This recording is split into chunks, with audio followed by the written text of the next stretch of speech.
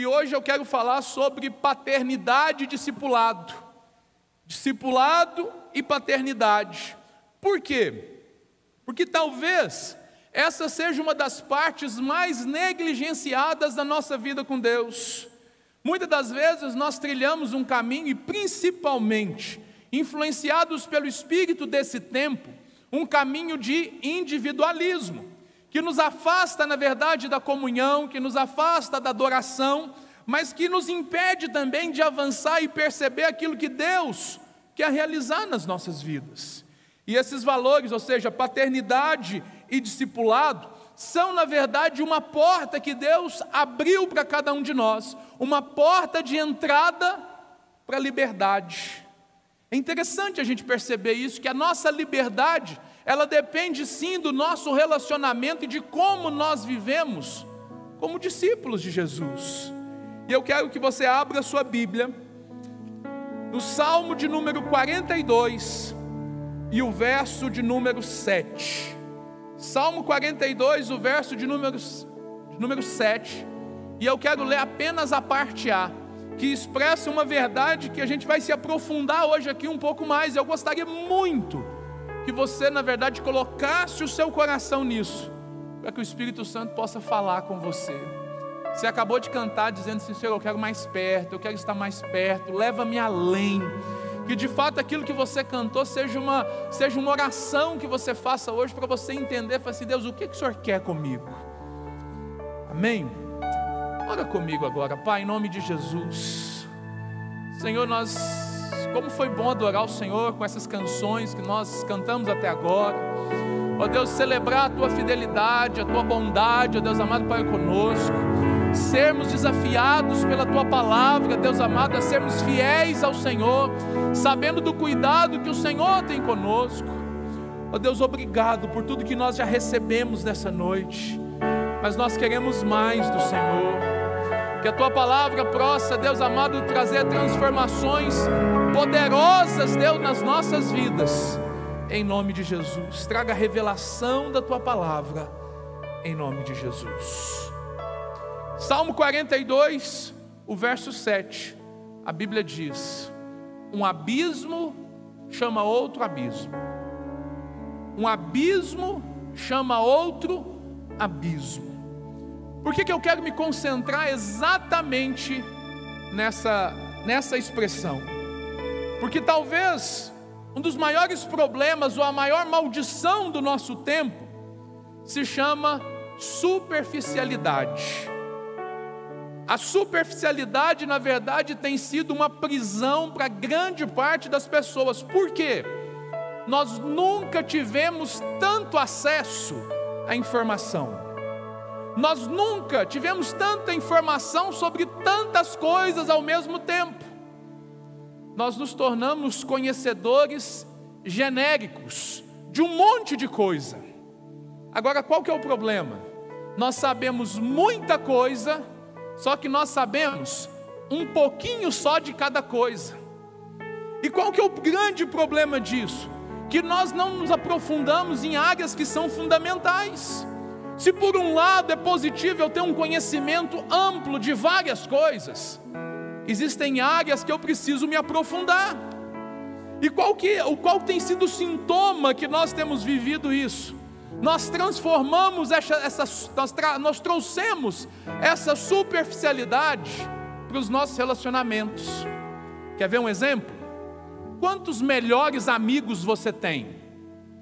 Cabe no número de dedos que você tem em uma mão? A grande maioria das pessoas vai dizer que não. Agora, quantos conhecidos, amigos, seguidores você tem na rede social? Milhares, talvez. Agora a gente tem contato e a gente vê muita coisa de muita gente, mas tudo genericamente. Do ponto de vista do relacionamento, nós vimos na semana passada que isso tem trazido uma enfermidade para as pessoas, e que o remédio é a comunhão. É necessário que a gente tenha comunhão uns com os outros. Agora, qual que é o outro problema? É que nós transportamos essa mesma superficialidade para o nosso relacionamento com Deus. Como assim? Porque muitas das vezes nós fazemos o quê? Nós conhecemos a vontade de Deus, mas não entendemos que a vontade de Deus, ela é para ser realizada. Nós estamos em meio, na verdade, de duas dificuldades muito grandes. A dificuldade do homem natural com o mundo real, que ele está em volta, e a gente precisa encontrar resposta para todas as demandas que surgem nesse mundo que nos cerca. E nós estamos envolvidos em outra dificuldade que eu creio que é mais profunda ainda, que é a do homem carnal em relação ao mundo espiritual. Deixa eu te dizer uma coisa: por mais racional que você queira ser, por mais que você não goste de espiritualizar as coisas e queira sempre racionalizar tudo, apesar do seu esforço, isso não muda o mundo espiritual, não muda a realidade espiritual. E na verdade, todos nós estamos envolvidos nisso, e aquilo que nós fazemos é muito influenciado pelo mundo espiritual. Qual que é o problema? Como tudo que nós fazemos, tratamos, nos relacionamos se torna superficial, a nossa espiritualidade se torna superficial, a nossa vida com Deus se torna superficial, os nossos relacionamentos com o corpo de Cristo se tornam superficiais, e a gente começa, na verdade, a receber e a devolver para Deus também dessa forma. Mas qual que é a chave para sair disso? Pelo menos duas coisas que eu quero falar hoje, que podem, na verdade, te ajudar. Ou seja, como sair da superficialidade nos nossos relacionamentos uns com os outros e no nosso relacionamento com Deus. Como sair da superficialidade do meu relacionamento com o meu Pai Celeste, com Deus. Saber que Deus, Ele é o Criador de todas as coisas, mas Ele, apesar de ser o Criador de todas as coisas, Ele é também o nosso Pai. Sabe como que a gente consegue vencer isso? Sabe como que a gente consegue avançar nessa situação? Sair, na verdade, dessa perspectiva superficial e avançar para um relacionamento mais profundo. Como nós acabamos de cantar, que a gente quer ir além, mas como? As nossas atitudes fazem toda a diferença.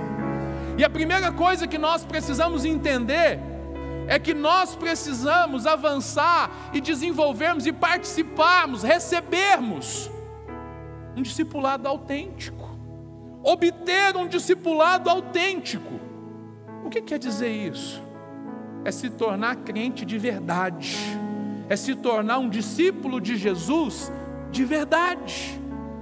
A grande comissão que está lá em Mateus capítulo 28, verso 18 e 20, ela não é para algumas pessoas, mas é para todos os discípulos do Senhor. Ela foi transmitida àquele primeiro grupo de discípulos, mas que fizeram o dever de casa, tanto fizeram, que chegou até nós. Ou seja, o que é isso? É um discipulado autêntico, é um discipulado que funciona. É quando eu entendo que eu fui chamado para ser um discípulo verdadeiro de Jesus. O que diz o texto? Mateus 28, a partir do verso 18, Jesus disse, depois de ressurreto, Jesus aproxima-se dos seus discípulos e disse: foi-me dada toda a autoridade nos céus e na terra, portanto vão e façam discípulos de todas as nações, batizando-os em nome do Pai, do Filho e do Espírito Santo, e ensinando-os a obedecer tudo que eu lhes ordenei. Qual que é o grande problema?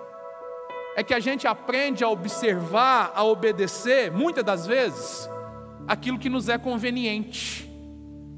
E eu começo, na verdade, a viver o meu relacionamento superficial com Deus, escolhendo o seguinte: eu vou aceitar isso, mas eu não concordo com aquilo.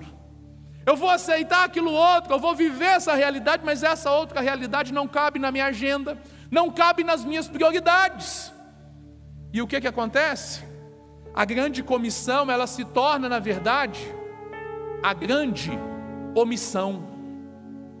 Consegue entender a diferença entre grande comissão e grande omissão? A grande comissão é aquilo que nós fomos comissionados por Jesus a fazer.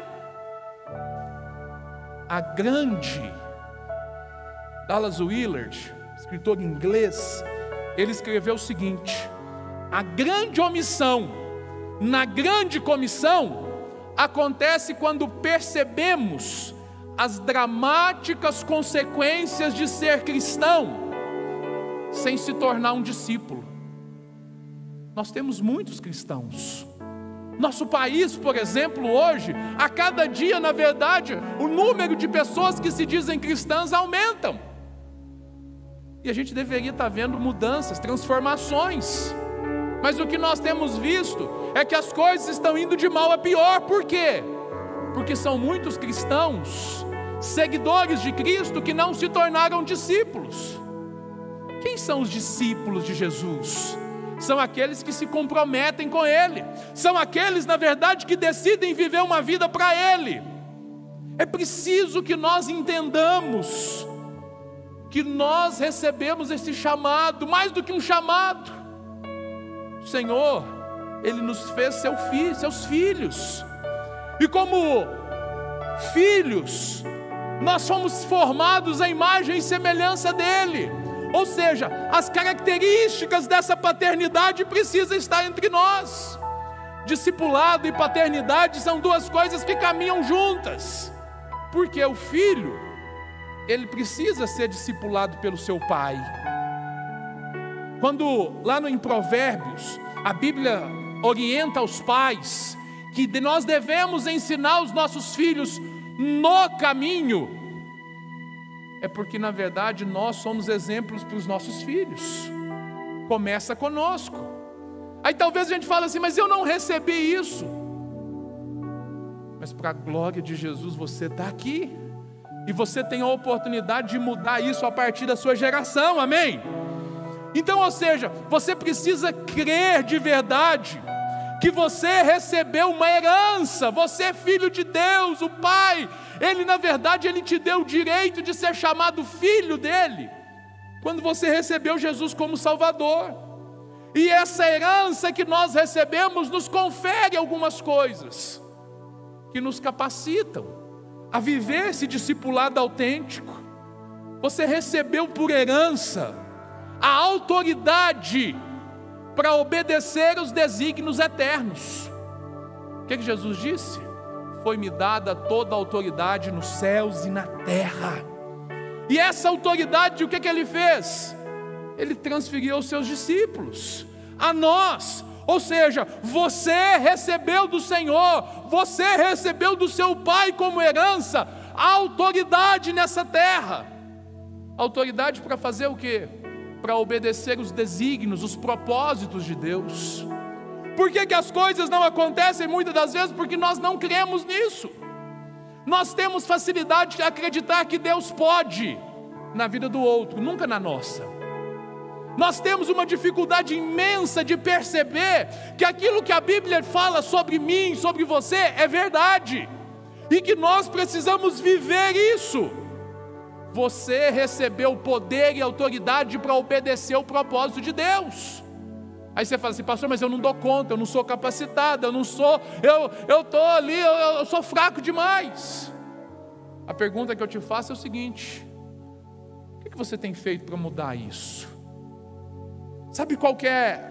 Por causa dessa superficialidade que nós somos expostos, nós começamos a encontrar respostas práticas e objetivas para as coisas. Se eu não dou conta, ou se eu tenho dificuldade, o que eu faço? Eu procuro fazer outra coisa. Eu abandono aquilo, eu não insisto. Eu me torno, na verdade, ou seja, eu começo a fazer um monte de coisas, mas não concluo nenhuma. Porque eu não tenho persistência, eu não permaneço, eu não avanço, eu não dou tempo para que eu possa aprender e assimilar. E isso acontece na nossa vida com Deus, porque o Senhor nos chamou para, de fato, ou seja, obedecer essa grande comissão de fazer discípulos e ensinar as pessoas a obedecer tudo o que Jesus nos ensinou. E a gente fala assim, pastor, mas como que eu posso ensinar os outros a obedecer se nem eu estou dando conta? Ensine o que você já consegue. Ensine o que você já tem conseguido. Sabe por quê? porque ninguém se converte e fica pronto, ninguém recebe Jesus e está pronto. Não. O apóstolo Paulo diz o quê? Que a obra que o Senhor começou em nós, Ele vai concluir até o dia de Cristo Jesus. Ou seja, nós estamos num processo de transformação, de aperfeiçoamento. O que muitas das vezes nós não fazemos é compreender o quê? É que eu e você colaboramos com isso. Quanto mais eu entendo, conheço a palavra de Deus, mais subsídio, ferramenta, combustível eu estou dando para Deus a fazer o quê? A transformar a minha vida. Mas eu prefiro gastar a minha vida com tantas coisas que são fúteis do que dedicar a minha vida a aprender mais do Senhor. Às vezes, quando o nosso objetivo pessoal ele envolve alguma disciplina, a gente vai em frente. A gente perde sono, noites de sono trabalhando, estudando, planejando, sonhando. Mas quantas das vezes nós não temos a mesma motivação para fazer o que? Eu vou me tornar um discípulo mais autêntico, mais produtivo. O que eu não percebo, na verdade, que o inimigo não quer que você entenda, é que quanto mais profundo for o seu relacionamento com o seu pai, mais você vai receber dele. Buscai, pois, em primeiro lugar o reino de Deus, e a Bíblia diz o quê? Que algumas coisas, poucas coisas serão acrescentadas à sua vida, é isso que a Bíblia diz? Não, são todas as coisas, não é nem muitas coisas, são todas as coisas. Ou seja, eu preciso crer que a Bíblia está falando a verdade, eu preciso crer que se a vontade de Deus, se o propósito de Deus for prioridade na minha vida, a capacitação para obedecer eu vou receber de Deus. Eu vou fazer até onde eu consigo fazer, sabe por quê? Porque o Senhor já me deu capacidade para ir até esse ponto. E o que falta? O Senhor vai completar isso na minha vida. A.W. Tozer, ele diz o seguinte: salvação sem obediência é algo desconhecido nas Escrituras Sagradas. Todos aqueles que foram salvos, o resultado da salvação é a obediência. Então, ou seja, o que nós precisamos fazer? Nós precisamos buscar e entender e avançar nesse sentido. Lá em Marcos, no capítulo 1, verso 22, a Bíblia diz que diante do que Jesus estava ensinando, o resultado na vida das pessoas foi o quê? Olha o que o texto diz: todos ficavam maravilhados com seu ensino, porque lhes ensinava como alguém que tem autoridade, e não como os mestres da lei. A diferença, na verdade, muitas das vezes, da forma como nós temos vivido a nossa espiritualidade, como a forma que Jesus viveu e nos ensinou a viver, é porque muitas das vezes nós temos vivido essa vida, essa espiritualidade de maneira superficial, ou seja, apenas religiosa. E eu preciso entender e eu preciso avançar para compreender que Deus, na verdade, Ele quer muito mais. Eu preciso ir mais profundo no meu relacionamento com Deus. Para isso, o Senhor nos deu estratégias, e uma dessas estratégias é o quê? É um discipulado eficaz. Jesus nos deu a mecânica, a forma de como as coisas deveriam acontecer. Mas sabe o que a gente decide fazer? Vou fazer do meu jeito. Jesus disse para fazer assim, mas eu entendo que no nosso tempo é melhor fazer de outras formas. E aí é por isso que nós estamos vendo tantas pessoas isoladas, tantas pessoas vivendo a sua vida e buscando viver a sua vida sozinho. Por quê? Porque eu não consigo, as pessoas me decepcionaram, falharam demais comigo. E eu crio repulsa, e eu começo, na verdade, a criar um ambiente que me torna mais confortável, mas ao mesmo tempo faz com que seja superficial. Qual que é a estratégia que Deus nos deu? Mateus 28, 19. Portanto, façam discípulos em todas as nações, batizando-os em nome do Pai, do Filho e do Espírito Santo, e ensinando a obedecer tudo o que eu lhes ordenei. para fazer discípulo, é preciso ter relacionamento. Eu sou totalmente favorável a gente utilizar toda e qualquer ferramenta que esteja disponível, mas nós nunca podemos abrir mão do relacionamento uns com os outros. Nós nunca podemos abrir mão da bênção que é, na verdade. Nós precisamos entender que o Evangelho chegou até nós por quê? Porque Jesus escolheu 12 homens para se relacionar com eles pessoalmente. Fala comigo, pessoalmente. Pessoalmente. Jesus comia com eles, bebia com eles, andava com eles, saía com eles, orava com eles, adorava com eles, dividia a vida com eles. E por causa disso, a vida de Jesus, ela começa a ser transferida para a vida deles. Todos receberam igualmente? Não. Cada um, na verdade, recebeu a seu modo. Mas deixa eu te dizer, a maioria deles foi bem sucedido. Apenas um é que deu para trás, né, como diria o outro. Apenas um que a gente poderia avaliar e pensar assim, esse deu errado, que foi Judas. Mas todos os outros que receberam de Jesus continuaram e fizeram mais discípulos, e esses discípulos, na verdade, possibilitaram que eu e você hoje, 2020 e tantos anos depois, nós estivéssemos aqui reunidos em nome dele. Por quê? Quando o discipulado acontece, quando o relacionamento acontece, o resultado é que os sinais vão acompanhar. Lá em Marcos, no capítulo 16, Jesus, ou seja, a forma como Marcos descreveu a grande comissão, e ele diz o seguinte: ide por todo mundo, pregou o evangelho a toda criatura. A mesma coisa, mas ele acrescenta algo que é importante para nós, que está no verso 17 do capítulo 16 de Marcos. Marcos 16, a partir do verso 17, o texto diz: estes sinais acompanharão os que crerem. Estes sinais vão acompanhar os que crerem. Você precisa crer que o Senhor te deu capacidade para obedecer, para viver a vida que Deus planejou para você, para cumprir a grande comissão. E quais são os sinais?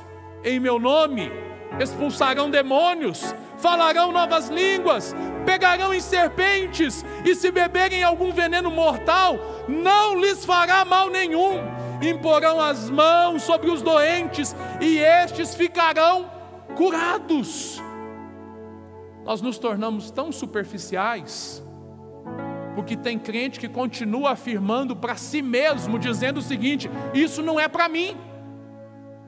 Jesus está falando assim, é todos aqueles que creem, é para todo aquele que crê.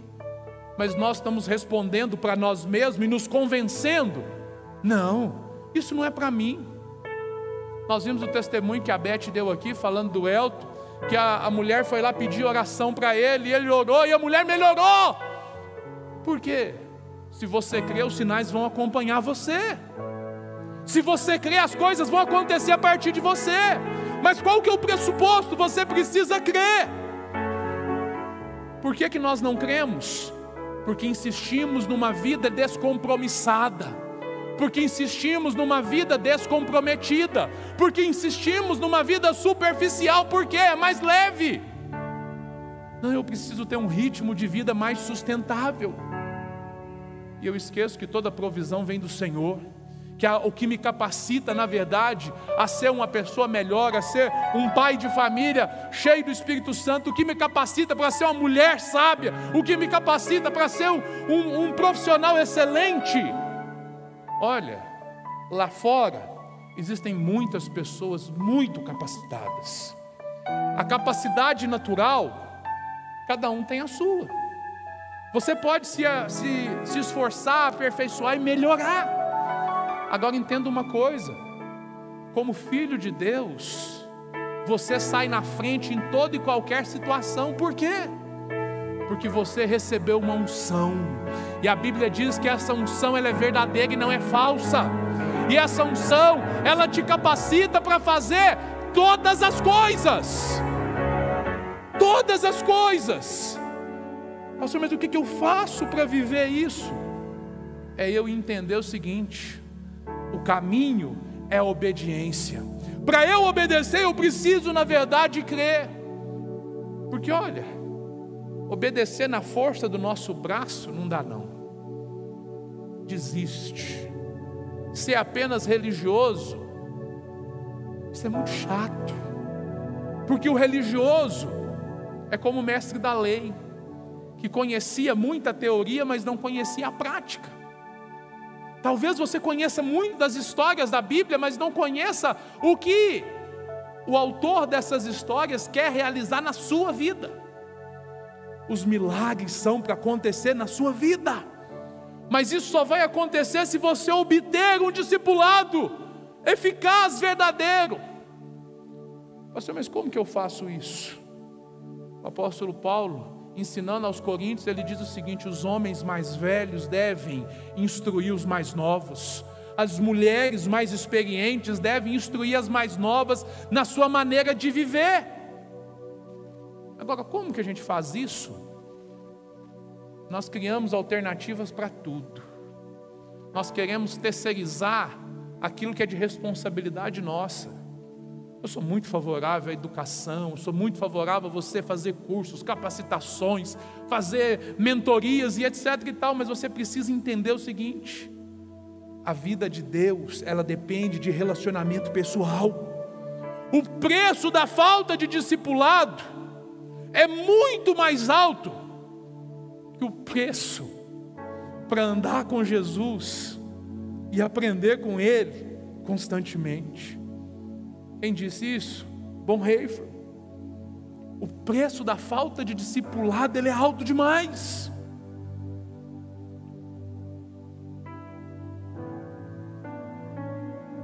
A vida do Bonhoeffer é um exemplo para nós.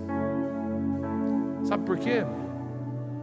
Sabe em que momento que ele se tornou um discípulo de Jesus? Sabe aonde que ele foi um discípulo de Jesus? Durante a Segunda Guerra Mundial, nos campos de concentrações nazistas, ele era um judeu. E lá, como um discípulo verdadeiro de Jesus, ele permaneceu. Sofreu, lutou, mas ele venceu. E a obra da vida dele é o livro O Discípulo, que fala exatamente sobre isso, sobre o preço do discipulado.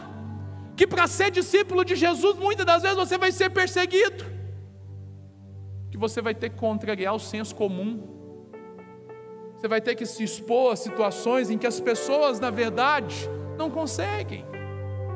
Como que é possível fazer isso? Porque você recebeu a capacidade de obedecer, você recebeu, na verdade, a estratégia, que é no meio do relacionamento, mas por meio da sua herança em Cristo, da sua filiação, você recebeu também, à medida que você se relaciona com Jesus, você entende o que é ser convicto do poder de Deus por meio da intimidade. Quanto mais íntimo de Deus eu sou, mais convicção eu tenho de qual é o chamado de Deus para mim. Se você, presta atenção, se você não tem convicção do chamado de Deus para a sua vida, do propósito de Deus para a sua vida, isso é um sinal que a sua intimidade com Deus é extremamente superficial. Se a sua vida, você vive a sua vida sem saber, querido, você é mais uma vítima da superficialidade do nosso tempo. E qual que é o chamado? O chamado é para ser liberto disso. Pastor, mas como? Com um relacionamento verdadeiro com Jesus. Qual foi a promessa de Jesus para nós? Eu estarei com vocês todos os dias, até o fim dos tempos. Eu estarei com vocês, ou seja, nesse momento que eu estou ministrando essa palavra, o Senhor está falando comigo enquanto eu ministro com você, e falando com você enquanto você me ouve. E a leitura que você faz disso depende da sua intimidade. Se tudo que eu estou falando para você está meio desconexo, não está fazendo sentido, é porque possivelmente seu nível de intimidade ainda é superficial, e você precisa clamar ao Senhor: Deus, me ajuda a entender. Me ajuda a entender, na verdade, não apenas o que o pastor está falando, mas o que o Senhor quer falar comigo nessa noite.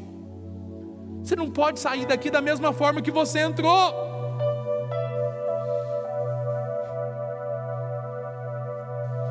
Presta atenção nisso. O segredo não se encontra apenas em palavras e atos. A vida é encontrada numa pessoa, num relacionamento. Não há nada, absolutamente nada, que a proximidade com Jesus não cure. Sua depressão, ela se cura quando você tem intimidade com Jesus. As angústias que você vive, as lutas, as situações, a tristeza, quanto mais você se aproxima de Jesus, mais você tem a oportunidade de ser curado. Mas qual que é a tendência nossa? O dia que eu tiver 100%, que eu tiver beleza, aí eu vou buscar Jesus. O dia que eu não tiver problemas, eu vou servir Jesus.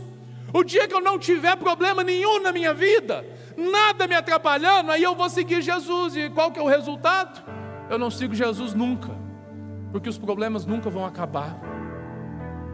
E a vontade do diabo é fazer o quê? É matar, roubar e destruir. É roubar a sua alegria, é matar a sua vontade, a sua fé, é matar a sua esperança. E na verdade, ou seja, todas as vezes que eu ouço as pessoas dizer o seguinte: eu vou dar um tempo para mim. Esse tempo para você é a mesma coisa de você dizer: eu vou dar um tempo para viver longe de Jesus. Porque quanto mais você agrada a você, mais você se afasta de Jesus. Tem um filme cômico até,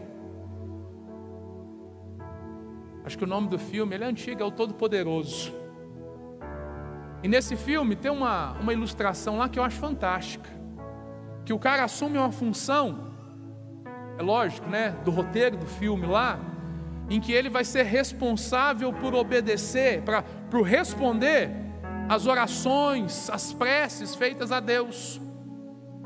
E ele está num computador lá, e está chegando aquele monte de mensagem, de mensagem: eu quero isso, eu quero aquilo outro, eu quero aquilo outro. E aí ele responde um, responde o outro, e ele começa assim a ver a dificuldade que ele tem com aquilo tudo, e aquilo se torna até meio engraçado. E aí ele tem uma ideia: vou resolver isso, vou dar sim para todo mundo. E aí a hora que ele aperta lá, dá o comando sim para todo mundo, aí mostra lá as bombas caindo, explodindo, o mundo entrando em caos. Por quê? Porque a vontade de todo mundo está sendo satisfeita. Qual que é a moral da história? Os nossos planos, eles são limitados, na verdade, à percepção de mundo que nós temos. E quer saber? Os pensamentos de Deus são muito mais altos do que os nossos. É o que a Bíblia diz. E a Bíblia diz que o propósito de Deus, ele é melhor do que o seu maior sonho. O propósito de Deus é melhor do que a sua maior vontade. Mas o que a gente faz? A gente vive guerreando. Eu vou servir a Jesus apenas naquilo que eu quiser. Não vou fazer nada. Se eu não sentir, eu não faço. E eu me torno, na verdade, escravo. Escravo de quem? De mim mesmo. Todos nós precisamos ser discipulados. Sabe por quê? Porque é no discipulado que você entende que algumas coisas está ok, você deve continuar fazendo, mas outras coisas você tem que parar de fazer. Você tem que parar de dar vazão à sua carne. Você tem que parar, na verdade, de fazer só aquilo que você gosta. Porque enquanto você continuar fazendo só aquilo que você gosta, você vai continuar tendo os seus mesmos resultados. E é por causa disso que há tanta insatisfação. A Bíblia diz que você foi chamado para ser um vencedor. Mas quem é o vencedor? O vencedor é aquele que cumpre o propósito de Deus. O vencedor é aquele que vive a vida sabendo o seguinte: eu posso gastar o meu dia, o meu tempo, as minhas horas, a minha vida. Se eu perder a minha vida por causa de Jesus, eu vou ganhar.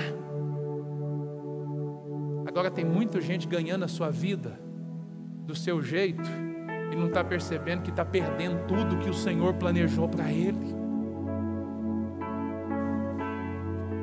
Tem muita gente olhando para si mesmo e falando assim: eu sou um fracasso, eu não sirvo. Isso é mentira.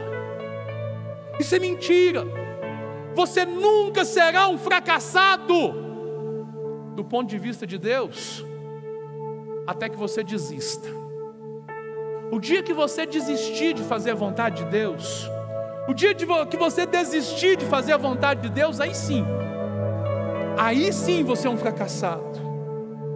Mas enquanto você está tentando, você está se empenhando, você pode não ter tido sucesso na primeira vez, na segunda vez, na terceira vez, mas olha, o chamado do Senhor para você é para ser um vencedor. É para ser um vencedor.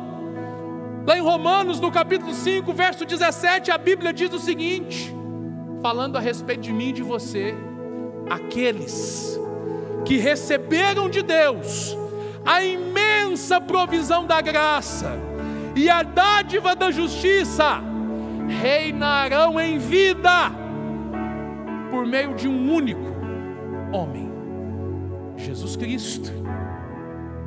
É sendo discípulo de Jesus que nós vamos reinar em vida. É obedecendo as palavras e ensinando as pessoas a obedecer.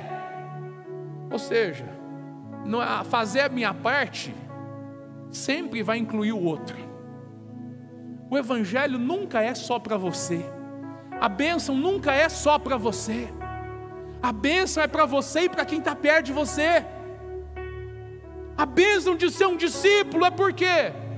É porque as pessoas que estão em relacionamento com você, à medida que você é um discípulo autêntico de Jesus, você vai discipular elas, você vai influenciar elas, você vai se tornar sal e luz neste mundo. Essa é a vontade de Deus. Lá em Gálatas, no capítulo 6, o verso 8, a Bíblia diz: quem semeia para a sua carne, da carne colherá destruição. Mas quem semeia para o Espírito, do Espírito colherá a vida eterna. A gente está muito religiosamente preso a alguns conceitos. E muitas das vezes que você ouve essa palavra colher, você associa logo a questão financeira, de semear. É bênção, glória a Deus, continue, mas entenda uma coisa: semear para a carne e semear para o Espírito é a maneira como você investe o bem mais precioso que você recebeu. E sabe qual é esse bem? É a sua vida. A sua vida não é contada pela quantidade de dinheiro que você tem no seu bolso ou na sua conta bancária. O valor da sua vida é muito além disso. Na verdade, o que você tem de recurso financeiro é só o resultado da sua vida. E olha que a Bíblia diz que é Deus que te dá o dom de adquirir riquezas. Ou seja, se você dedicar a sua vida para Jesus, a Bíblia está falando que você vai colher para a eternidade. Mas se você dedicar a sua vida para a carne, e a carne é o quê? É as minhas vontades, é aquilo que eu quero. A Bíblia está dizendo que nós vamos colher para destruição. Por quê? O homem carnal não consegue perceber as coisas do Espírito, porque elas são espirituais, e as coisas espirituais elas se discernem espiritualmente.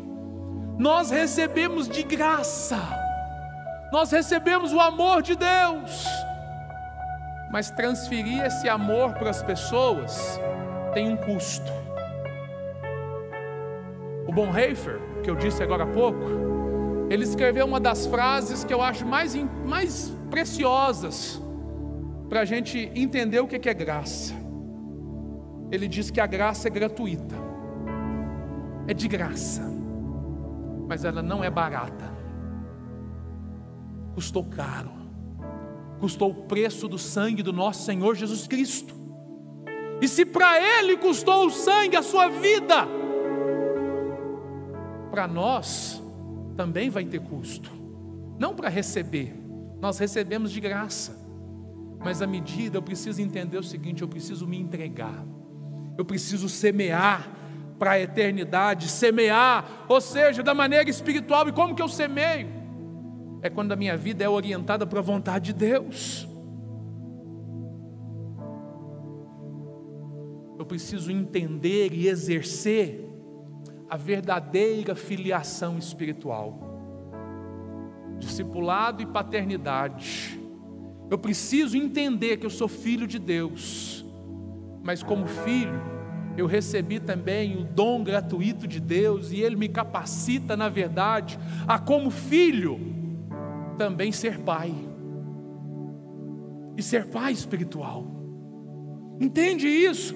Nós somos filhos de Deus, e como filhos de Deus, nós experimentamos ter Deus como pai.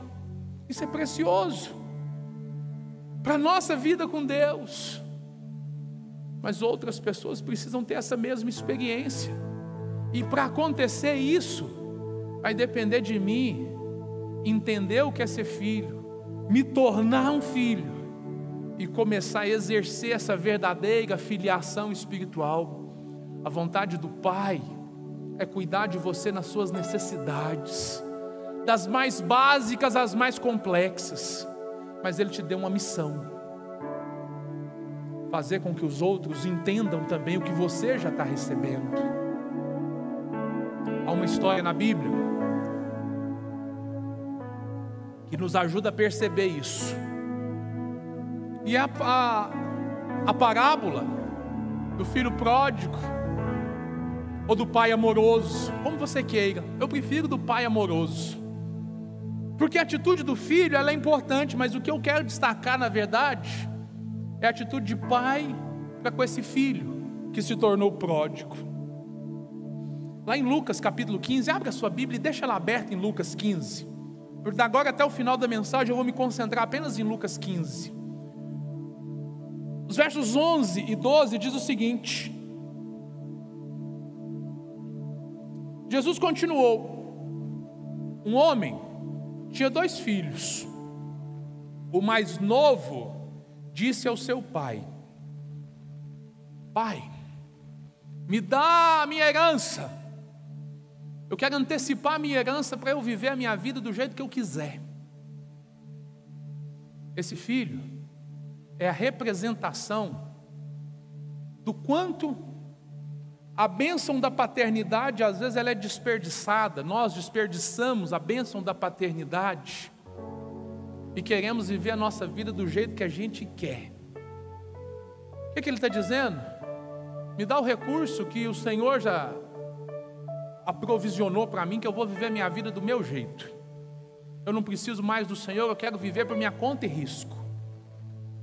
Deixa eu te dizer uma coisa: esta é a maneira como que a maioria dos cristãos estão vivendo hoje, porque eles não querem obedecer aquilo que o Pai ordenou, que o Pai orientou. Eles querem viver um cristianismo do seu jeito, light, moderno, acessível, inclusivo,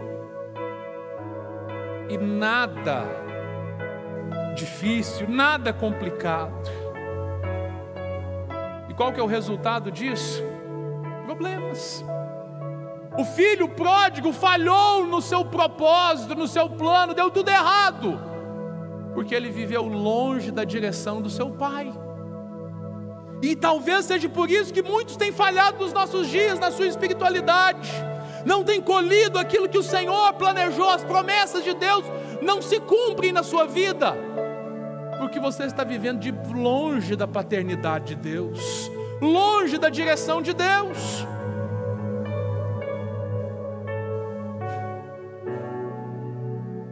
Esse acesso que nós temos à paternidade, o pastor Koch, no livro O Avivamento do Odre Novo, que é um livro poderoso, ele disse o seguinte: esse acesso da paternidade de Deus se baseia num coração totalmente reconciliado e convertido aos pais. Quando abrimos mão, quando abrimos o nosso coração para os nossos pais, os nossos olhos se voltam para Deus e para as outras pessoas. Só podemos ver a glória de Deus através de um coração reconciliado com os pais. Disso flui uma adoração em espírito e em verdade, e uma vida ministerial frutífera. A revelação do Pai nos introduz no nível da adoração, sem entender que nós somos filhos amados, sem entender que Ele é o nosso Pai, e nós desejarmos um relacionamento mais próximo com Ele, a nossa vida vai ser sempre superficial. No seu relacionamento com o Pai, o que Deus quer fazer? O que Deus espera de você como filho? Que como filho, você trate as suas frustrações com Ele. Pare de tratar suas frustrações com a rede social. A rede social vai atrair os olhos da pessoa, dó das pessoas, pena das pessoas, mas não vai trazer cura para você. A cura vem do Senhor. Trate as suas frustrações com o Senhor. Cultive intimidade. Gálatas no capítulo 4, verso 6, a Bíblia diz: porque vocês são filhos, filhos amados. Deus enviou o Espírito do seu Filho ao coração de vocês. E dentro de você o Espírito Santo está clamando: Abba, Pai. Sabe por quê? Quando as palavras não são suficientes, quando a atenção das pessoas não é suficiente, o amor de Jesus é. O amor de Jesus alcança onde as pessoas não conseguem enxergar. Cultive essa intimidade. Romanos no capítulo 8, a partir do verso 15, diz que eu e você, nós não recebemos um espírito que os escravize para novamente temerem, mas nós recebemos o Espírito que os adota como filhos, por meio do qual clamamos: Abba, Pai, papaizinho. O propósito, o próprio Espírito, ele testemunha dentro de você que você é filho de Deus, que você é um filho amado. Por quê? Porque Deus quer cuidar de você em todas as situações. Para isso é necessário que você, querido, reconheça os seus direitos como filho. Voltando para o filho pródigo, quando a coisa azedou, que deu tudo errado, o que ele fez? Ele lembrou do amor do pai. Ele lembrou que o pai dele era tão amoroso, que o pai dele tratava bem os funcionários. Possivelmente ele estava sendo maltratado. Esse filho mais novo, um dia ele disse o quê? Eu quero o meu direito, a minha herança. Querido, Deus tem bênçãos incontáveis para você, mas a bênção mais preciosa de todas não é o que as mãos de Deus podem fazer por você,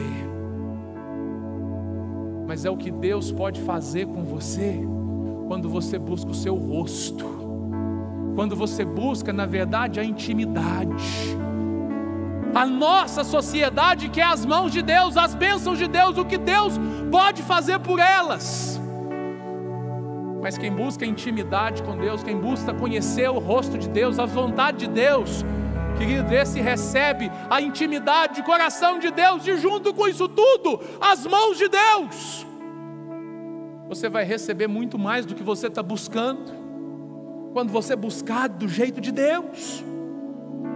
A sua herança em Deus, porque Romanos capítulo 8, verso 17, vai dizer que eu e você, nós somos feitos filhos. Então, porque nós somos feitos filhos, nós somos então herdeiros. herdeiros de Deus e co-herdeiros com Cristo. Nós temos o mesmo direito de Cristo Jesus. Essa herança inclui alguns aspectos que você precisa entender. A herança da vida de Jesus, a vida de Deus, ela está em você. Você precisa entender que isso você recebeu, não porque você é bonzinho, é direito seu.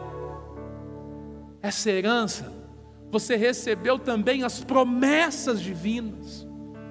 Todas as promessas.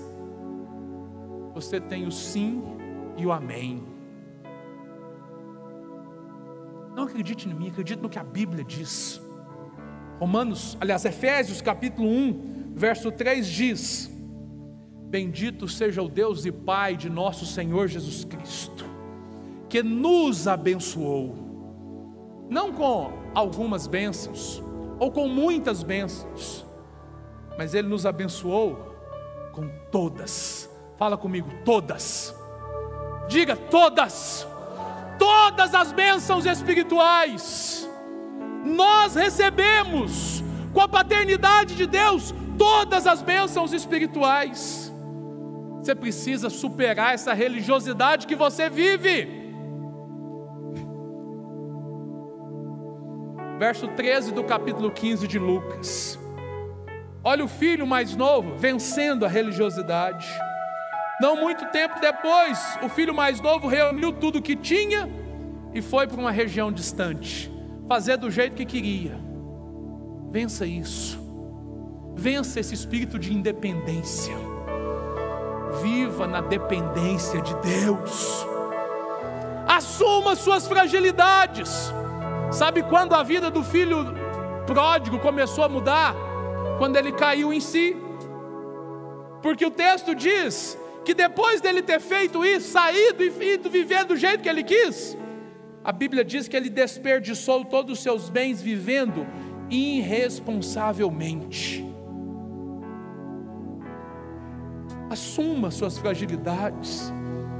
Muitas vezes nós somos irresponsáveis nas coisas que nós fazemos, no nosso relacionamento com Deus. Admita seus erros. Quando ele caiu em si, ele ensaiou o discurso: eu vou chegar para o meu pai, eu fiz a coisa mais errada do mundo, eu não devia ter saído de casa, eu devia ter voltado, mas agora eu vou voltar porque o meu pai é um pai amoroso, o meu pai é um homem bom, é um homem amoroso. Eu vou dizer para ele: pai, perdoa os meus pecados, perdoa, eu pequei contra o Senhor, eu pequei contra Deus, me recebe agora como um dos seus funcionários, já está bom demais. Quando ele fez isso, a principal atitude dele foi assumir o seu erro. Ele pecou contra o Pai, pecou contra Deus. Mas é necessário que você vença um espírito que traz dificuldade no seu relacionamento com Deus. Sabe qual é o espírito? Orfandade. Muitos não conseguem se ver como filhos amados, porque olham para si e vê as dificuldades, olham para si e dizem a seu respeito como o filho dizia a respeito de si. Verso 19: não sou mais digno de ser chamado teu filho, trate-me como um dos seus empregados. Foi o que o filho ensaiou dizer, foi o que o filho, quando chegou perto do pai, ele disse, Lucas 15, 21, pai, pequei contra ti, pequei contra os céus, não sou mais digno de ser chamado teu filho. Mas sabe o que o pai fez?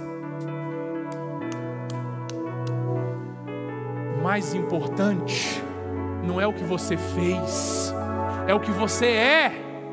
Para Deus o mais importante não é o que você fez, não são os seus pecados, mas é o que você é. Você é um filho amado. E como filho amado, Jesus quer tratar suas feridas, suas frustrações, e te dar um destino, um propósito, para que você possa desfrutar da alegria permanente de Deus, da alegria constante de Deus. O que o pai fez? abraçou o filho, colocou um anel no dedo, trocou a sandália, manda tirar essa roupa, troca a roupa, mata um cordeiro, vamos fazer uma festa. Deus quer que a sua alegria seja completa.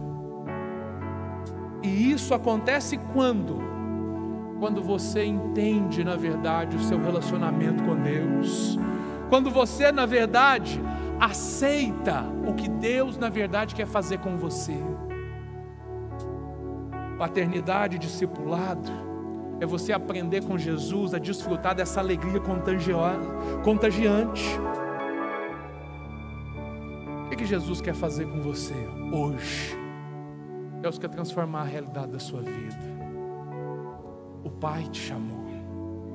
Sabe por que você está aqui? Sabe por que você está assistindo essa mensagem? Porque o Pai te chamou. Fica de pé no seu lugar. Eu queria que você fechasse os seus olhos e você entendesse, na verdade, eu queria que você olhasse para aquilo que você tem vivido, para o seu relacionamento com Deus hoje, e você entendesse, olha, tem um chamado de Deus para você, mas o que você vai fazer que importa? Desde sempre, desde a eternidade, o Pai está chamando a humanidade para se relacionar com Ele com intimidade. Fecha seus olhos agora e começa a avaliar a sua situação. Nós vamos adorar o Senhor com uma canção. E enquanto você adora o Senhor, traga à sua memória aquilo que você tem vivido e entenda o chamado de Deus para você hoje. Hoje você precisa responder esse chamado de Deus.